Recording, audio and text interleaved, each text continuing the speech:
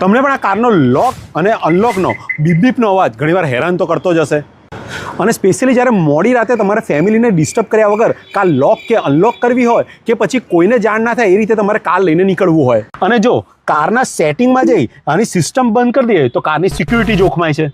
તો આજે તમને એક ટ્રીક બતાવું છું જેનાથી તમારો આ પ્રોબ્લેમ ઇઝીલી સોલ્વ થઈ જશે. આના માટે પહેલાં તમારે કારની કી લેવાની છે. એમાં તમે જોશો તો લોક અને અનલોકનું આ રીતનું બટન આપેલું હશે, એને એકસાથે તમારે એકવાર પ્રેસ કરવાનું છે.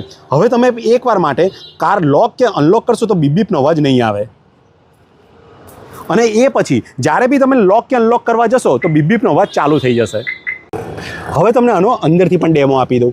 તમે જોશો આ કીથી હું અત્યારે આ અનલોક કર્યું અને લોક કર્યું, બીપનો અવાજ આવે છે. હવે આ બંને બટન એકસાથે આ પ્રેસ કરી દીધા.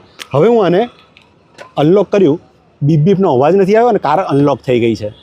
જો આ વિડીયો તમને ઇન્ફોર્મેટિવ લાગ્યો હોય તો લાઇક કરી દેજો, અને આવા વધુ વિડીયો જોવા માટે મને ફોલો કરી દેજો. Good day.